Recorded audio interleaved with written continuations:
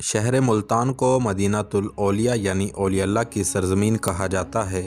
اس شہر میں بہت سے علماء، فاضل، مفکر اور ولی رہ چکے ہیں جنہوں نے دین اسلام کی سربلندی کے لیے اپنا سب کچھ قربان کر دیا۔ آج میں آپ کو انہی میں سے ایک حافظ، مفکر اور ولی یعنی سرکار حضرت شمس تبریز سبزواری کے مزار اقدس کی زیارت، تاریخ اور کرامات سے روشناس کروانے جا رہا ہوں۔ میں ہوں محمد عثمان اور آپ دیکھ رہے ہیں میرا YouTube channel tourism and production. ناظرین اکرام، دربار کی طرف جانے والے اس راستے پر مختلف دکانیں اور سٹالز ہیں جہاں پر تبرکات، پھول اور چادریں وغیرہ دستیاب ہوتی ہیں۔ زائرین یہیں سے تبرکات اپنے گھروں کو لے کر جاتے ہیں اور دربار میں نذرانے کے طور پر پیش کرتے ہیں۔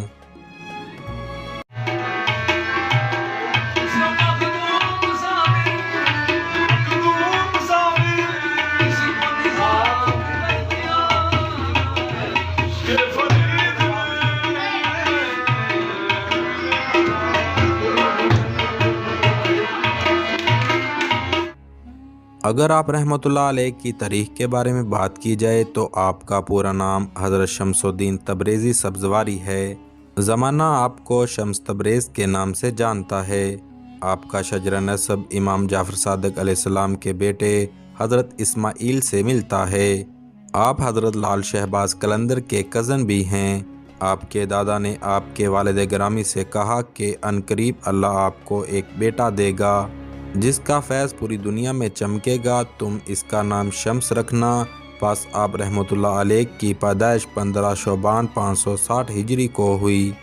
آپ بچپن سے ہی تنہائی پسند تھے۔ آپ سارا دن اکیلے بیٹھے رہتے اور اپنے والد گرامی سے علم حاصل کیا کرتے تھے۔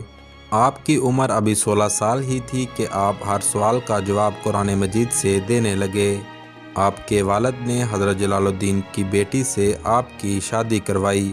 اس سے آپ کو 2 بیٹے ہوئے، ایک کا نام سید نصیر الدین اور دوسرے کا نام سید علاء الدین تھا۔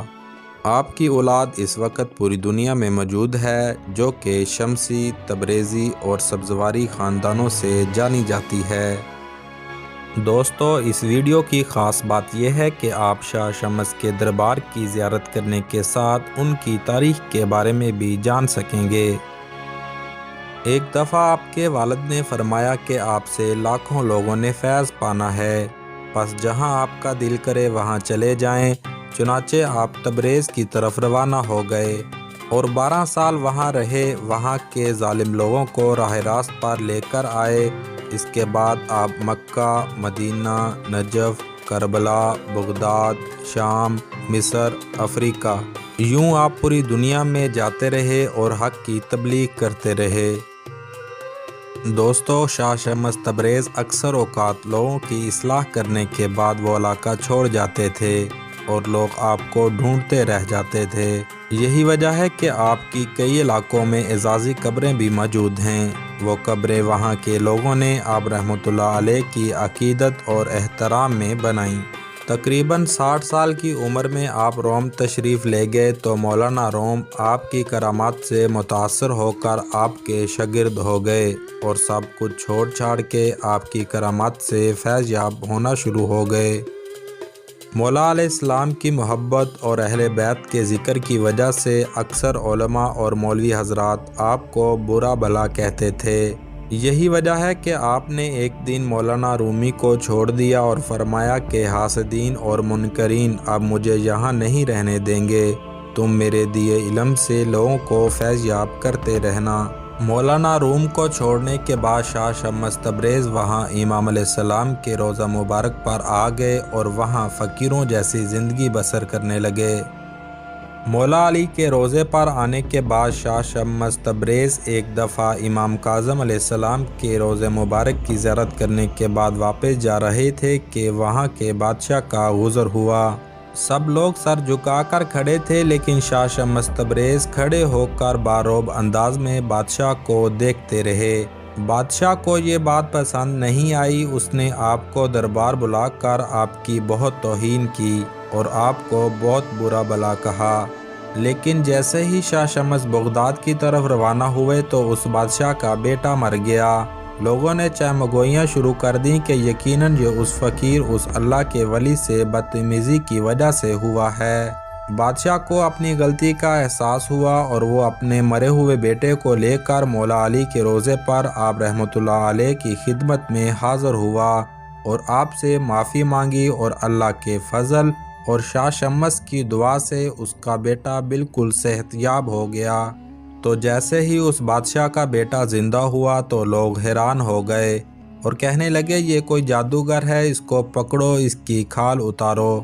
آپ جلال میں آ گئے اور فرمانے لگے کہ اللہ کے معجزے کو جادو نہ کہو، تمہیں میری کھال چاہیے۔ تو پس آپ نے اپنے بالوں کو پکڑا اور کھینچ کر اپنی کھال اتار کر پھینک دی۔ بادشاہ کے بیٹے نے کہا میری زندگی شاہ شمس کی دعا کا نتیجہ ہے، تو میں بھی ان کے ساتھ جاؤں گا۔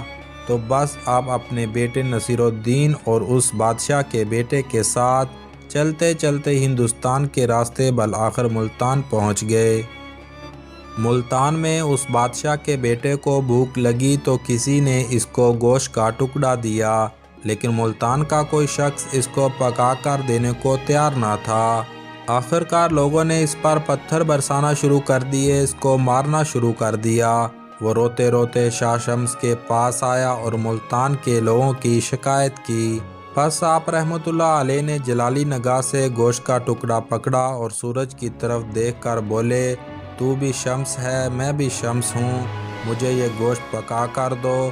سورج کی گرمی بڑھی اور گوشت پکنے لگا۔ ملتان کے لوگ گرمی سے نڈال ہو گئے۔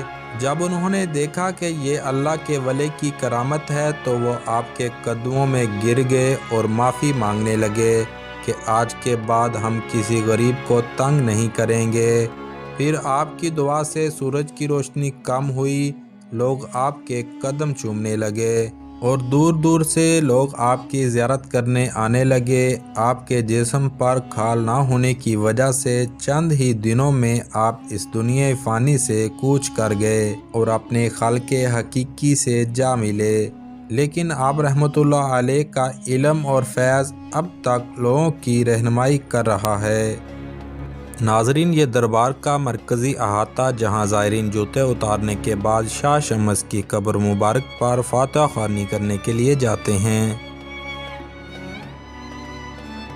ناظرین، یاد رہے کہ دربار کے احاطے میں قبرستان بھی موجود ہے جہاں پر مختلف شیعہ اکابرین کی قبریں موجود ہیں، اور ساتھ ہی ساتھ علامہ ناصر عباس ملتانی شہید کی قبر بھی ادھر ہی واقع ہے۔